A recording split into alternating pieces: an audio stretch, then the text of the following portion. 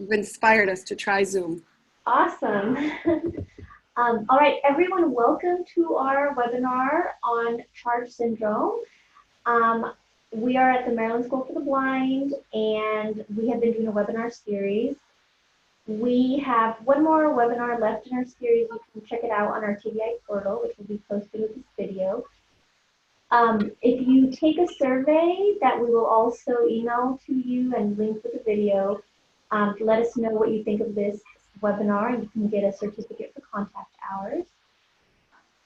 So without further ado, there is a chat box. If you have any questions during the presentation, feel free to write them in the chat box, and we will also have a question and answer session at the end.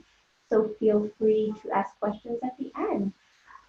So go ahead, and I'm going to leave it to you now. Okay, so welcome to this webinar.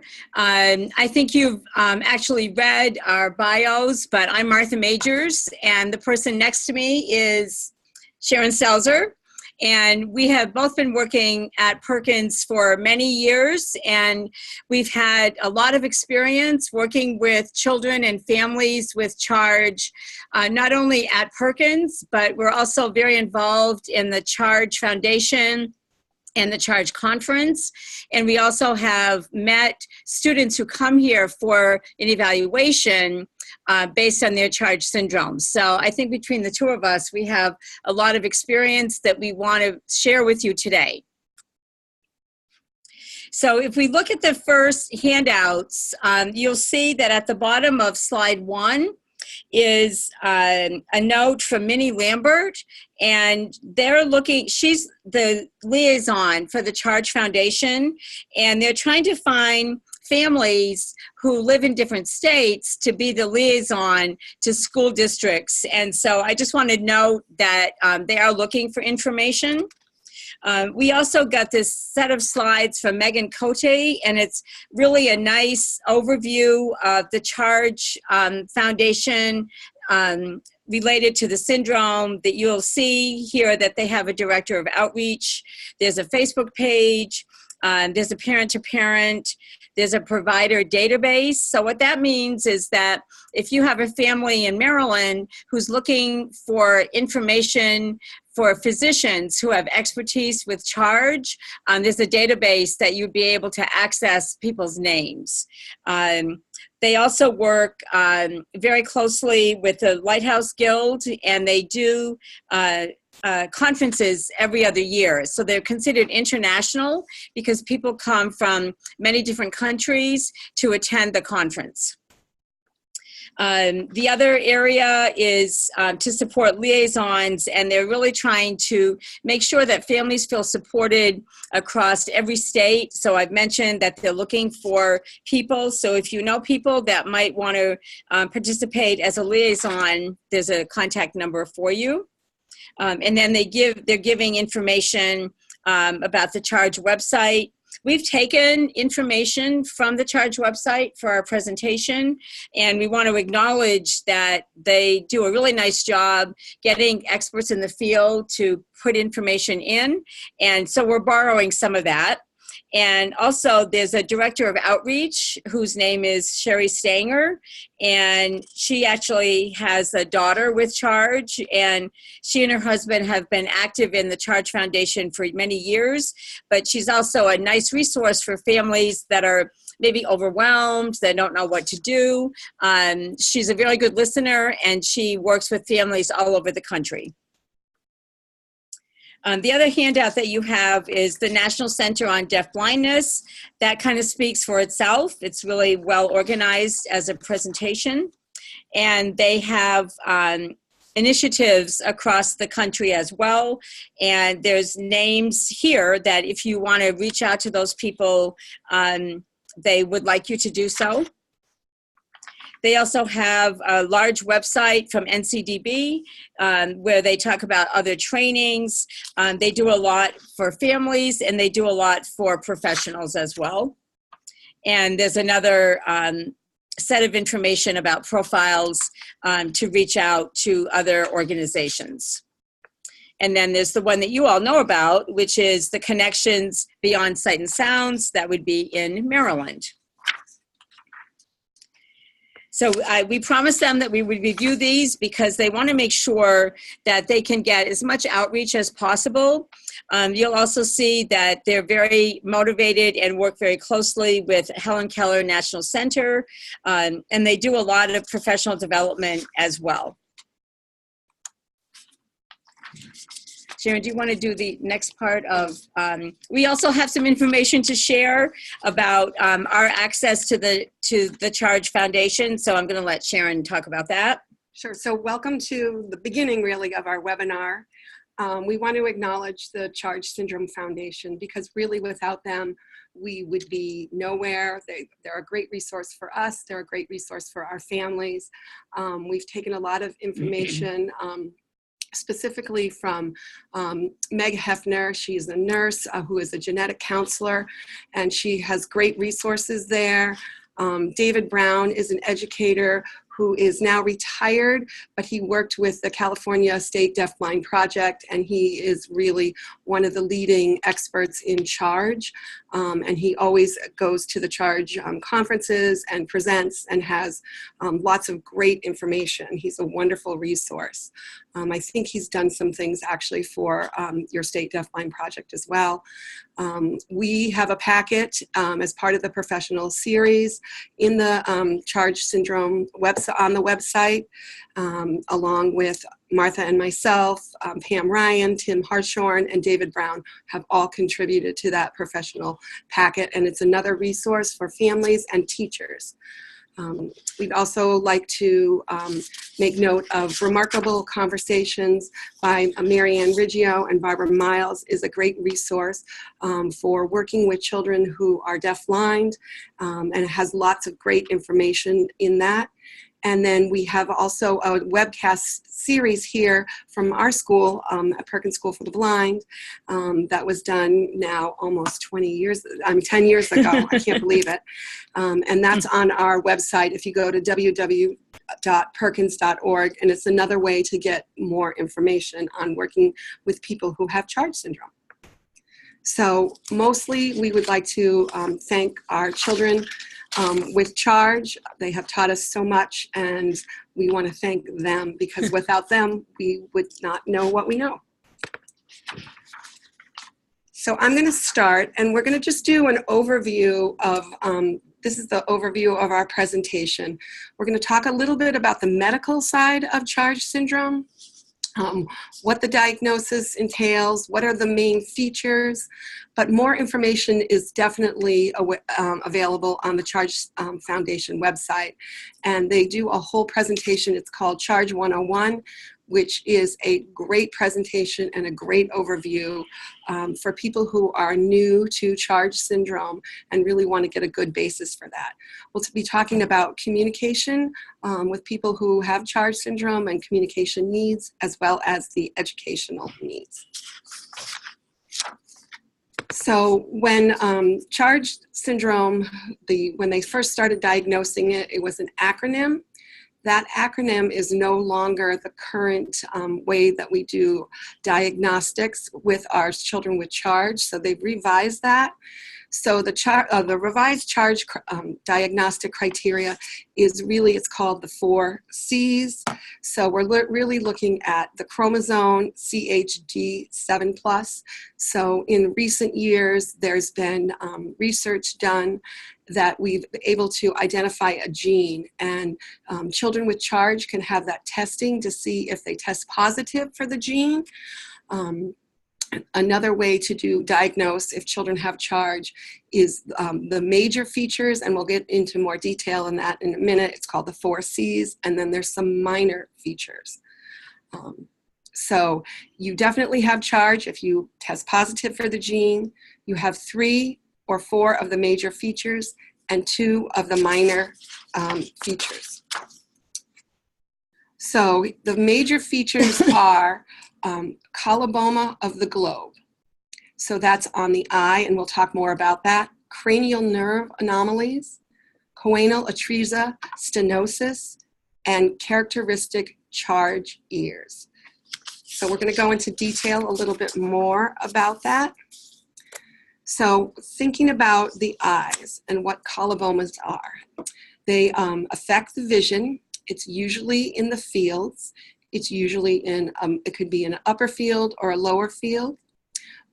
With the eye health of the colobomas, our students who have CHARGE syndrome, or our children with CHARGE syndrome, their eye health is extremely important because retinal detachment is prevalent among children with CHARGE for a variety of reasons, but we really have to be careful. So that impacts if they're in sports, it impacts if they have some kind of behaviors, it impacts if they are bumping into things. And then for their eyes, thinking about where the location of the coloboma is. So sometimes you can actually see the coloboma because it could be on the iris. Sometimes you'll see children in the news and it'll look like a little black space right on the iris. And you can see it. It's really a space in the eye. Depending on where the coloboma is will impact their vision. So it could be on the retina, it could be on the optic nerve. If it's on the optic nerve, they're going to be more impacted visually. So the next part of it is these vision has your impact on your education and communication. So depending on where your field is, it's going to be important for where you're showing your children if they're using sign language, how you're signing. If they have a upper field loss and they're sitting down and you're standing up and you're signing above them, they might not be able to see that. So there's a huge impact on where you are giving your students or your children their information. If you're using pictures or you're showing them an object for communication, you have to think about all that placement. You're going to have to think about an adaptation of materials. So how big are you going to make it? If the coloboma is on the optic nerve, you're going to have to adapt materials. They might need to be a little bit bigger. They might need to have more contrast. And then you also have to think about social awareness for an effect of colobomas and visual impairment. So they might not see, so they might not be looking at you directly. If you have the optic nerve or the retina and it's right in the central part of the eye, they might not be able to look at you directly, and they might tilt their head a little bit to the right or the left so they can get you in their visual fields. And you might hear comments like, "Look, you need to look at me." And maybe they are looking at you, but just in a different way. The next part of the major C's is cranial nerve anomalies. So lots of the cranial nerves are involved, which might affect swallowing, eating. They might have aspirations. Lots of our students have reflux. They might need surgery for that. We see facial palsy, where it could be unilateral or bilateral. So sometimes you'll see some of our people with CHARGE, they'll have a crooked smile. Maybe they can't smile how you and I would smile and both sides of our mouths turn up. Maybe only one side would turn up. Maybe when part of their eyes are droopy because of the facial palsy. We're also finding out that our sense of smell is decreased or absent. I had one student say to me, "Remember, I can't smell. I don't know why we're learning about the sense of smell. You know I can't smell." So really thinking about that and all the implications. So if you can't smell, it's going to change how you taste food. It's going to change maybe how you want to eat because your food isn't as appetizing because your taste buds are impacted by your sense of smells. And then think about all of that with social skills, how you're different if you can't smell, if you can't eat in the normal way, you can't taste the food. All of that has an impact on our students with CHARGE syndrome. Choanal atresia could involve both sides. It's a tiny bone blockage or a narrowing in the nasal passages. And many of our students have this surgery when they're tiny babies to open up that blockage. So part of the impact on that is you might see kids with runny noses because it's all affected. They might be having some drool. They might have chronic ear infections which would impact their hearing loss, because with fluid in the ears, they might have that fluctuating hearing loss because sometimes they're filled with fluid or not. So think about that if you have a student with charge syndrome in your classroom or your family. They might be sick often, so there's frequent absences at school, so they might be home more. They might be in pain or discomfort and they can't tell you what's wrong. And then think about access to auditory information. If you think about yourselves when you have a cold and your ears feel a little bit stuffy, you can't hear just quite right, or you're talking more loudly. So think about how all those implications on your education and communication in general. So our students also have these characteristic charge ears, and you'll hear this from parents, you'll hear this from teachers.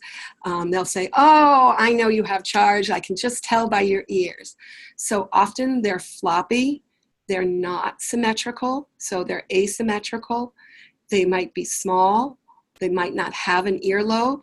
The outer fold might be different. It could be that it's almost like a flatness.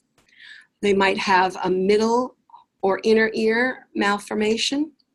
So you think about all of that, and often they're a little bit lower set on the sides of the head and sort of tilted back a little bit. If you go on the Charge website, you can see pictures of all different kinds of charge ears, but you'll start to see the similarities when you look at those pictures.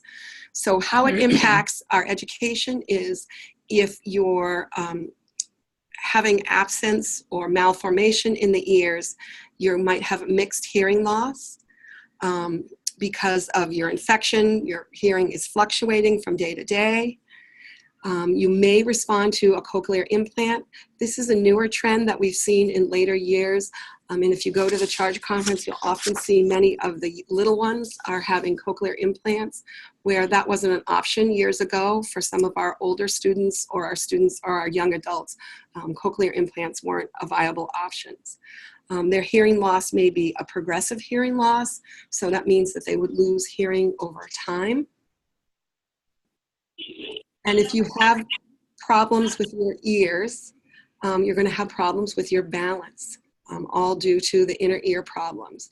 So that's going to, we'll talk about that, how and what it impacts for walking. It'll talk about just how you sit, what you do. Many of our students have small or absent semicircular canals, which impacts balance greatly.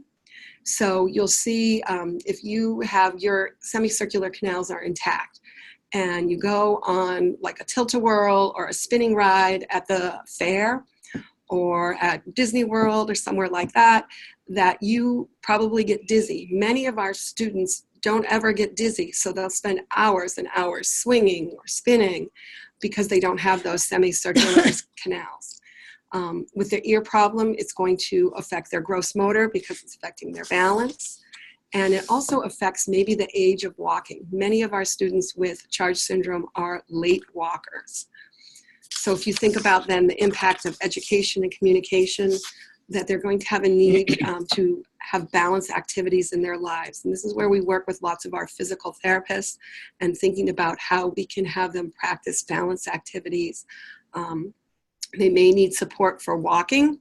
So that might be a walker, it might be a gait belt, it just might be for young children to hold mom or dad's hands. So really think about how that impacts our students. There are some minor features as well, and they can be reviewed. We didn't really go into those in the Charge 101 by Meg Hefner. Okay, thank you, Sharon. It's going to be my turn. And in the world of deafblindness, we really practice taking turns. So hopefully our communication back and forth will be clear to all of you, but it's now my turn. So I'm going to talk to you about the general ideas that we have around characteristics that children have. You may find that other children with different syndromes have the same characteristics, but this is what we've noticed living with so many children with charge and families telling us that constipation is a really big challenge. Toilet training can very often be delayed. We're not sure whether there's a delay because of some neurological function or the children just are late in understanding in their own way that they have a feeling of needing to use the bathroom. Often they do become toilet trained, but not at the level of the age that we might think. Almost every family that we've talked to talk about sleep disturbances where kids stay awake. If you go to the Charge Facebook, you'll see parents talking about, my child is having a party and they're, hooting and hollering all night long and they're not sleeping. So from an educational point of view, if you have a child that you're working with and they're not sleeping, you can almost be assured that they, are staying awake for many hours and then they crash. So a child with charge who's not been sleeping for a few days can be really hard to stay focused because they're exhausted, but they're not sleeping. Some of the students have, something related to cyclic vomiting. A lot of families tell us that the neurologist is saying that they have abdominal migraines. A lot of our students with charge have a behavior that we refer to as OCD. We really think about the anxiety that they have resulting in a behavior challenge. So if you're working with a student and they're very worried about being outside and when they're going to go back to school or what's the schedule, they may become more anxious. And we always want to make sure that if we see signs of anxiety that's kind of day-to-day signs, not necessarily prescribed. The diagnosis is not from the psychiatrist. We need to be aware of that because it may show that the child is more anxious and we need to let the families know that, we're worried about that child. So it's a really nice thing to think ahead if you're dealing with a child and they always want their backpack to be on the same side of their body, or they want, to only hold one hand and not the other. If they're doing that compulsively, then you kind of think about they have an idea that things have to be this way for them. So we always want to look at what does that behavior look like and share that with families. So that leads me into perseveration. We have a lot of students that we've met that really always want to work with the same person. They perseverate on, I want to work with Sharon, I don't want to work with anybody else, or they create these little rituals for themselves that really help, we think, deal with their anxiety levels. So the more routines they have, the safer I think they are because they can get the benefit of a routine and not get distracted by other things going on around them. They do have a need for sensory integration. Sharon talked about the balance issues.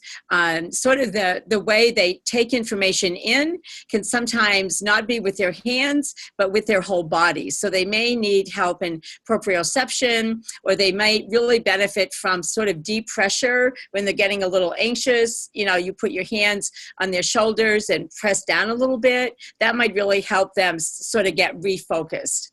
And some of the students look like they have autism.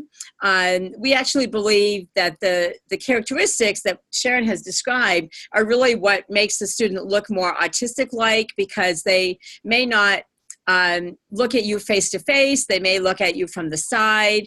They may not have a high level of communication yet, and they also engage in rituals. We would start thinking about the sensory loss as a reason for the autistic-like characteristics instead of necessarily autism per se. Other personality traits that we have just learned over the years, and there's no research about this, but this is what we think. We think that they share personality traits, which include happy. So they seem to be happy. We also hear from parents that they're unhappy, but their general disposition when all is good is that they're happy. If we ask a student, to show us a picture of, are you happy or sad? They almost always use the word happy, even though they might be crying. So they have this expression of happy, but they don't yet understand that there's other feelings that you might have. Interestingly enough, we find that they're very capable as long as we can figure out the best way to teach the child. They're really good observers, and they see a lot what's going on in their environment, and they know what's going on, but they don't know how to express that, and then they shut down. So we always want to encourage our students with charge to be always challenging them in a way that we think they might like, because we do think that they're very capable. They're also very determined, and parents will tell us they always want to do things their way, which makes them more persistent. And we sometimes, from a non-educational point of view, the parents will call them bossy, because they want it their way, and they want to do what they want to do. We have to respect that, because it is their value, and we have to acknowledge that they might want to do things in a very determined way. We can help them learn a different way, but we also have to respect, as I said, that they are determined to get what they want from their own point of view. When we think about the medical components that these kids have gone through, we find them to be very resilient. When we think about the number of surgeries these children have had, and they're still going strong, it's pretty amazing. Because I think some of us would have one surgery and we would say that's quite enough, and they might have had 30 surgeries. So we find them very resilient.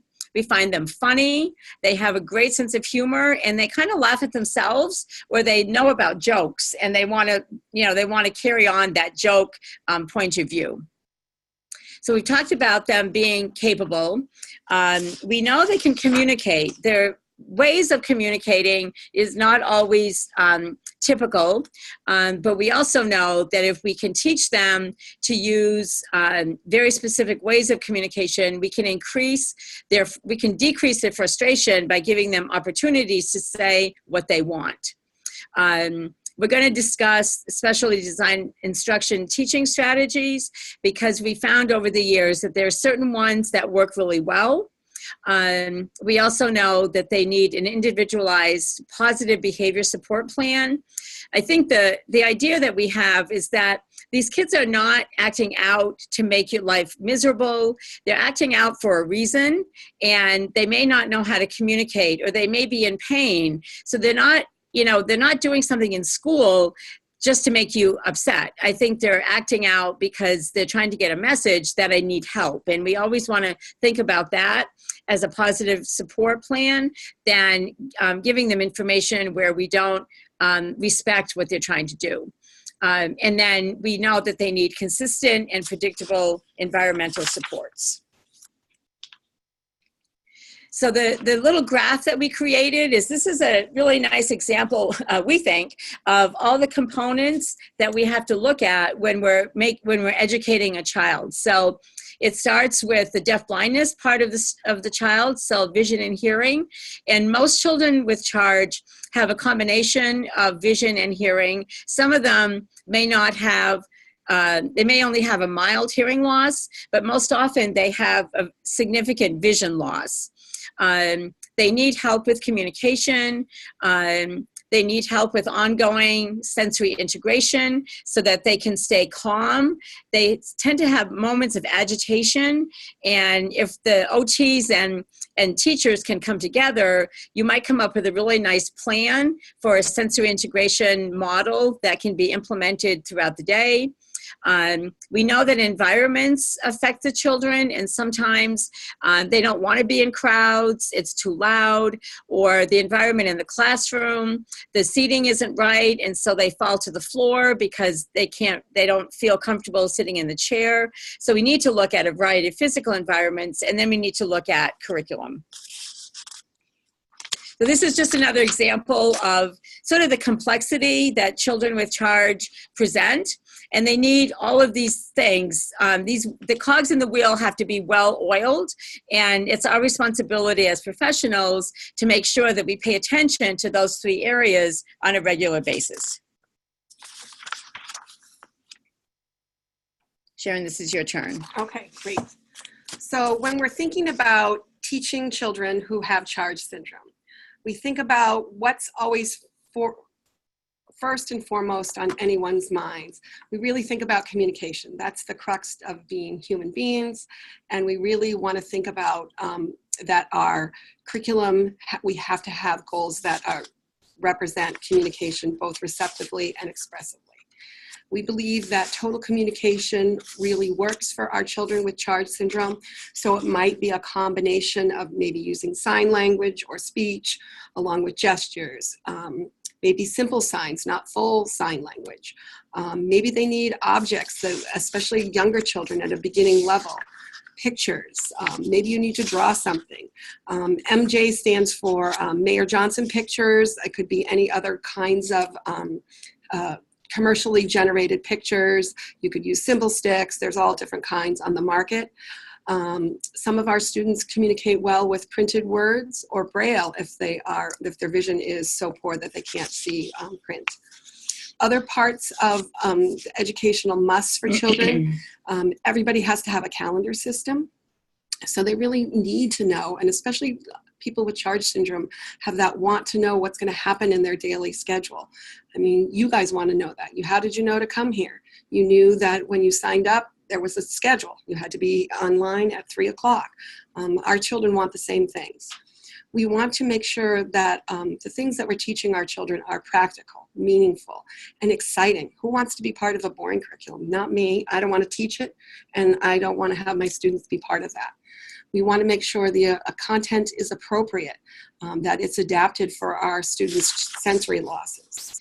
We want to make sure that we're using a variety of teaching strategies that meet the individual needs of our kids. We want to make sure that they're part of the community. Life isn't just school. Life is home, life is family, life is out in your community. So we want to make sure that we're including that in our education. We want to make sure we provide opportunities for our students to have friends and social interaction, that they develop skills so they can be better in social situations by having better communication. So those are some of the musts that we think about as we think about teaching our students.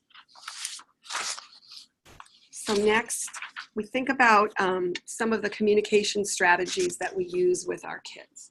So calendar systems is so important.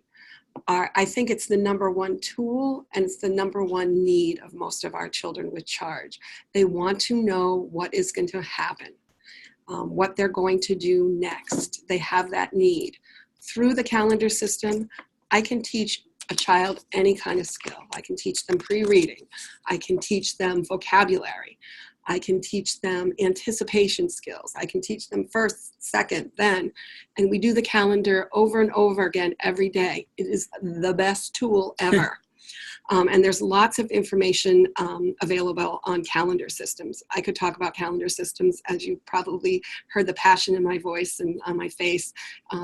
That's a whole presentation in itself. Offering our students choices and the ability to make choices is really important. Children with charge, I think it's called charge for a reason. They like to be in charge. They have a definite opinion. They like to make their opinion known, and choice making is a great way to empower them to do that. Also having not only choices, but a needs board, a way to say, I don't feel well, I need to go to the bathroom, something's not right. I don't think it's a way that teachers typically think about children. They're used to giving children lots of choices, but also having available a way for them to say that something's just not right or they need something. Ways that we think about our kids and how that they like to be in charge, and really great ways to think about it is following their lead. What are their interests? So for example, I had a young man when he was 6 and he loved Barney at that time. And he loved the Scooby-Doo gang. So we counted. So we did math and we counted all those people. We counted how many people can fit in the van. We did all those kinds. And that's an example of following the child's lead, taking their interest and turning it into a teachable moment. If you allow them the sense that they are in charge, you will get so much further in your teaching with these students. So I just want to share a couple of pictures. So here's for communication. On the picture on the left where the young man is leaning down, we were doing a unit on plants, and we were on a scavenger hunt. And this was actually, I had a student teacher in my classroom, and she went out prior to that, and she took pictures of different flowers and plants along the campus, and we had a checklist, and then they had to find that throughout the whole campus, and we put in picture clues. So here's a great way of communication. He was at the picture level. He's able to check off what he finds. He's pointing to what he finds. The young man on the left, this is one of his schedules, and he was working on not just single words. The one on the left says, it was his calendar, and it says, I go to, it has a Mayor Johnson picture, so it has a picture of a boy with the arrow meaning go to, and then he had where he would go to. In this case, it was computer class, and above it was the time, which was he goes to computer class at 10 o'clock. So you're really teaching skills. So remember, I could said calendar, I can teach anything. So here I'm teaching not only the calendar schedule, like what happens next, I'm teaching sentence building and time. Also notice, if you can go back, Sharon, he has facial paralysis. So you'll see that his left side of his face is different. And he's actually smiling in this picture. But you have to know him to know that he is smiling.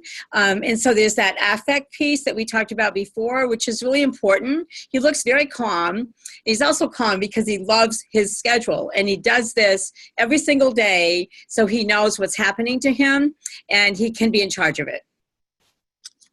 So the next one is thinking about creating social skills and friendships. If you're not around other people who you can be friends with, you can't teach social skills. So I apologize for the typo. I saw that later. Martha's like, we already sent it. And so it should say 2 friends with charge. So what do they have in common? They have glasses, they have hearing aids. They're both wearing, one's wearing a hat because of the for the sun. Another one has, both have darkening glasses.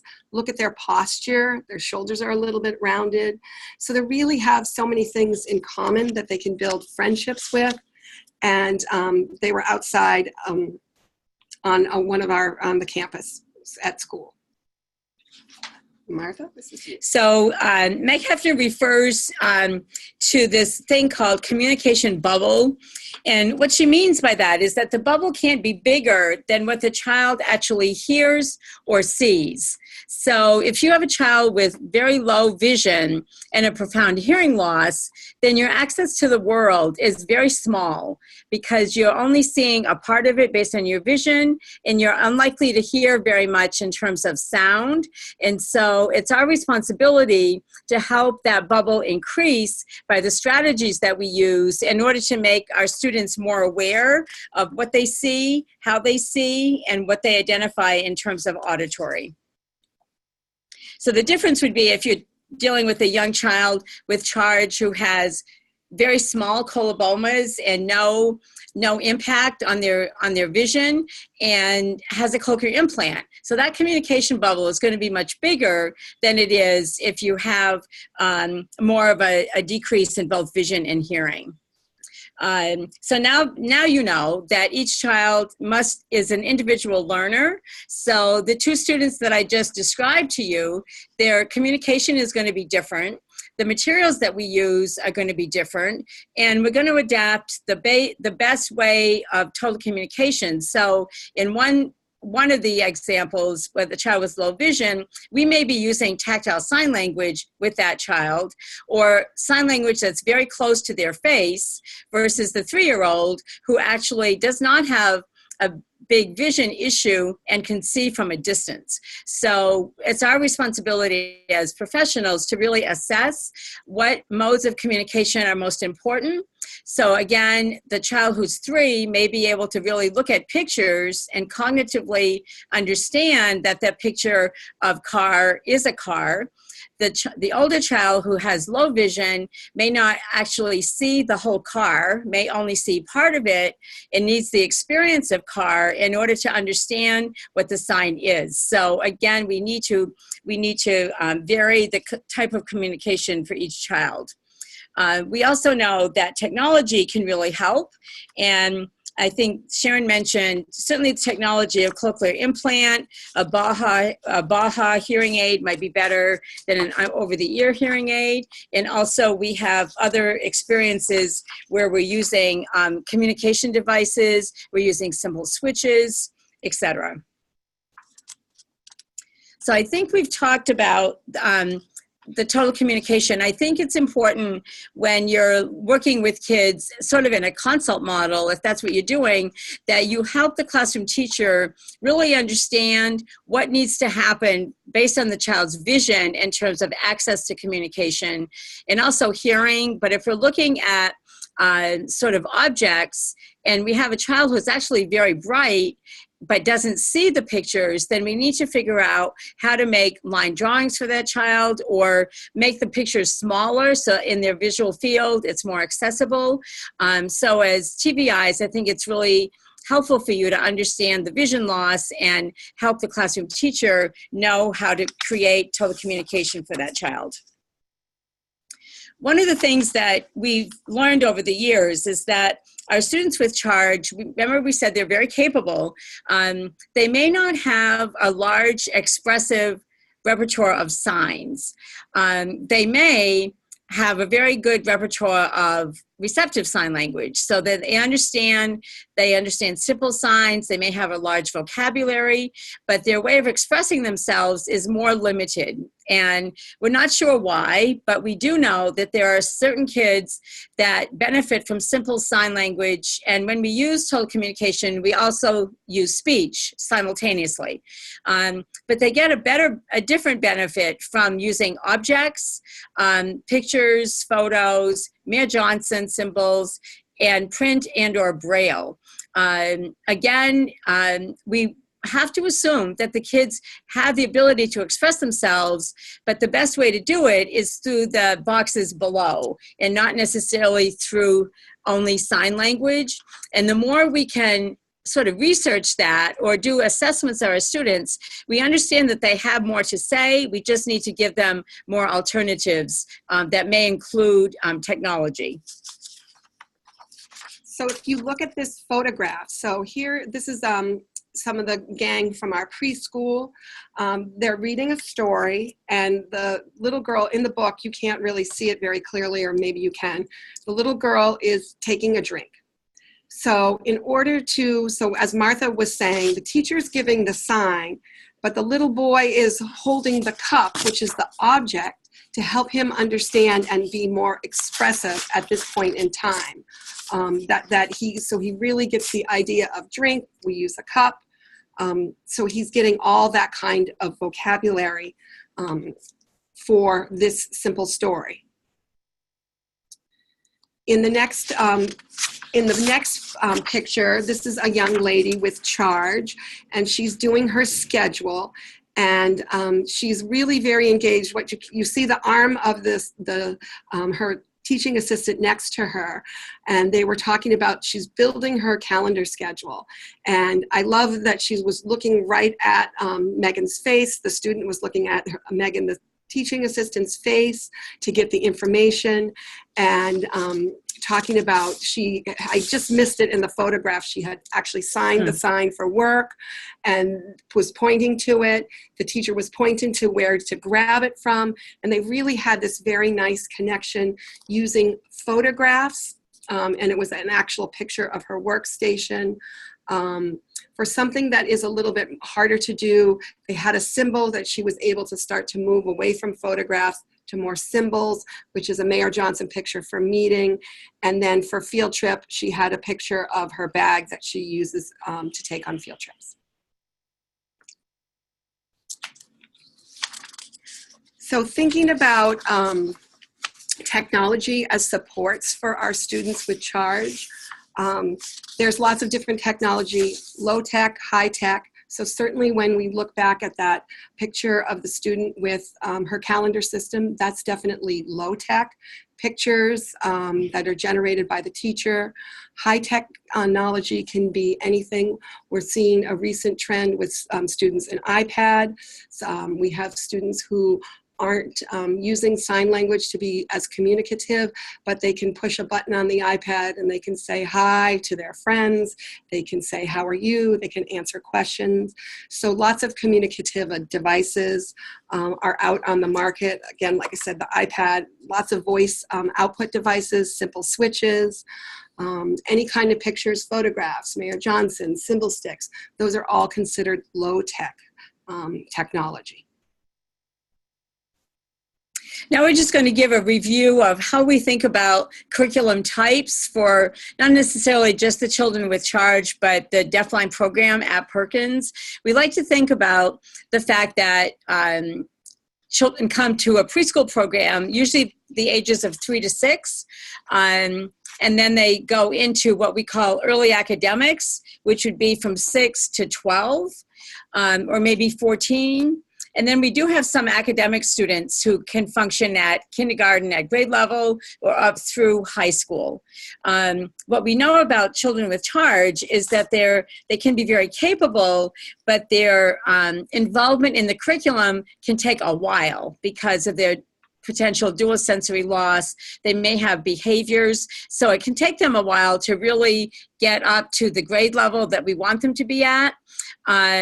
Typically for our program, the students who are 1 or 2 years below grade level actually stay in public school with a lot of supports. And those are probably people that you know.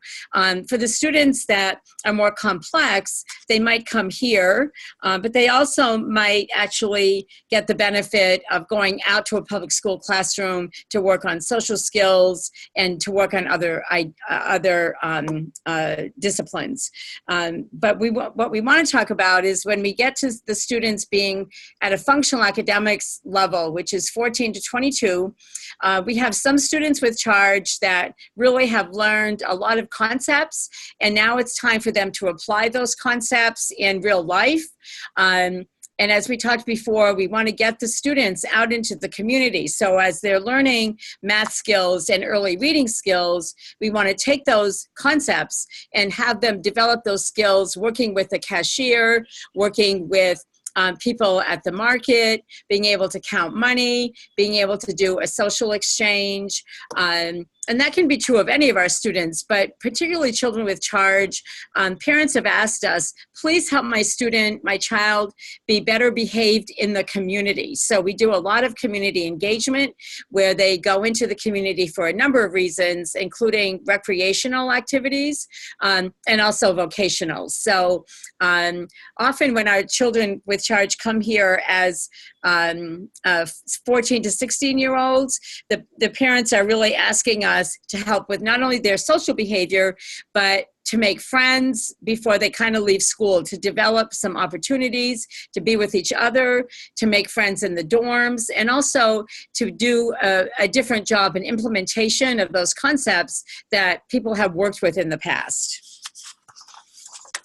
So this is something that you can actually download off the presentation.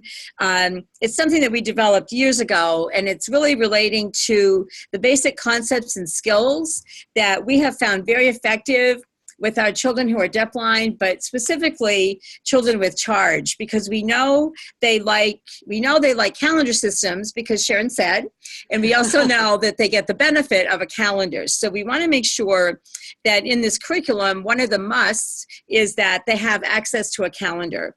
We also know that if you look at the column down to the left where it says concepts, all students need to learn how to match and sort and classify if it's cognitively appropriate for them.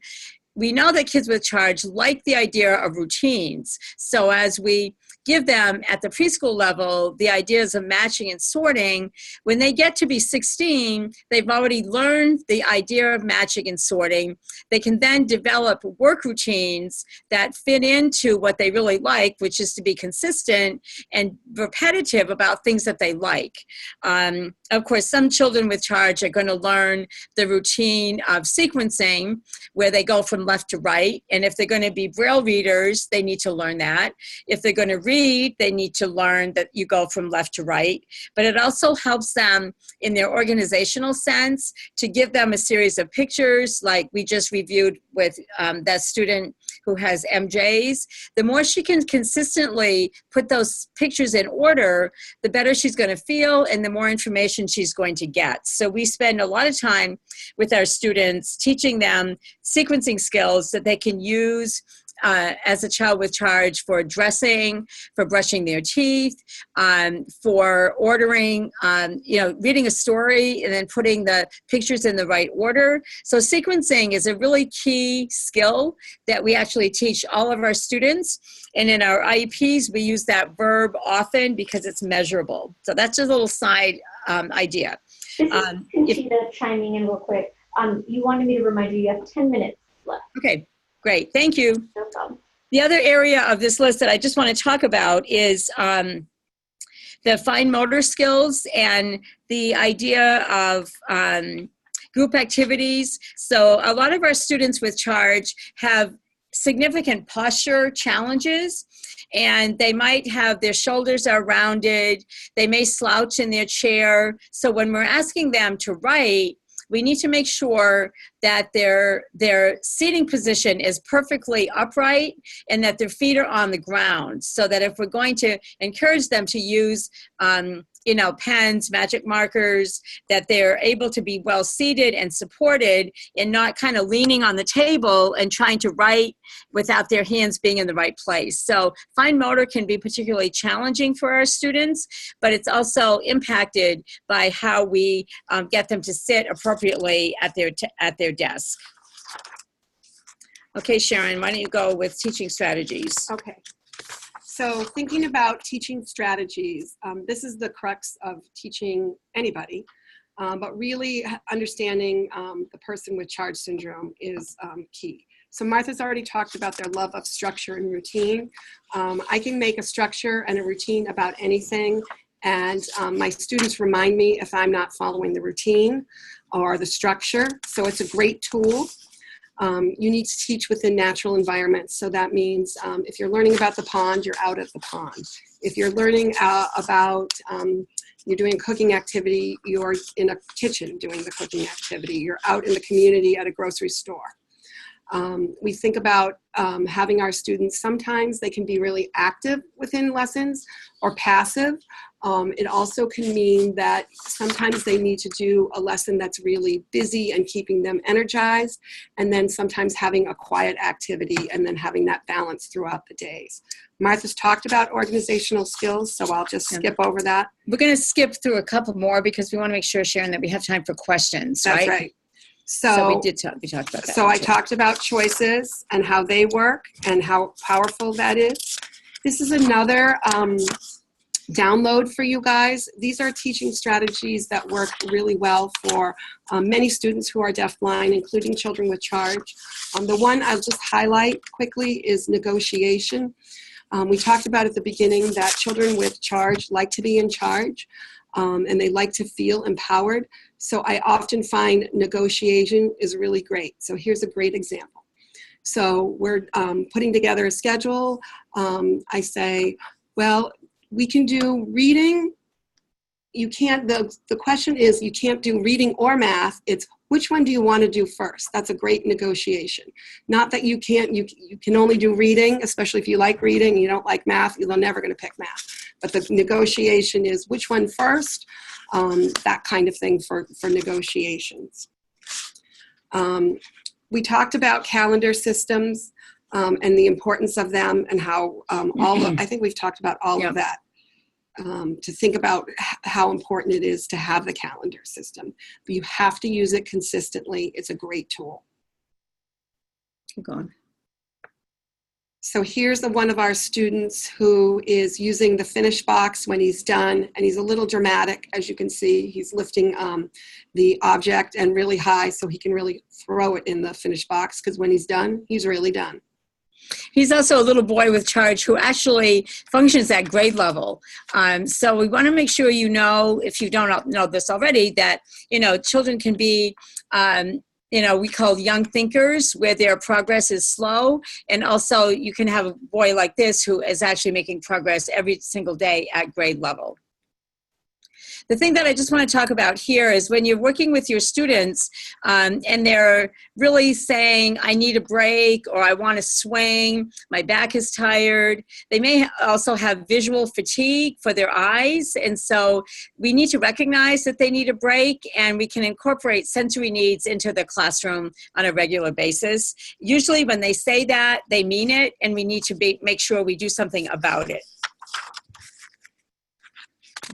Okay, all right, so we talked about fatigue and sensory breaks, which allows our students just to have a calm and be time. So how we wanted just to finish up is that we think children with charge syndrome, that they're awesome, that we know they can learn, they can communicate, they're very complex, they need specialized strategies, and they have a great sense of humor, and we really want to enjoy them. So we'd like to open this up for questions at this point from if anyone has questions for us.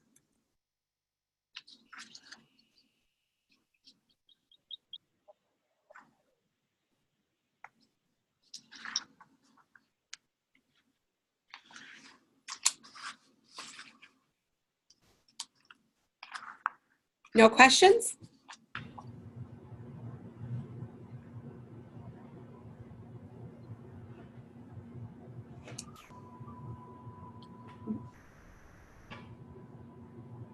All right, if no one has any questions, we have our emails up here. So if you think of your questions afterwards and you just say, oh, I wish I asked about this, or I have a certain situation that's specific to you and your teaching situation, or to you and your child, you can feel free to email us, and we would be happy to answer any questions, or if we don't know the answers, we'll point you in the right direction.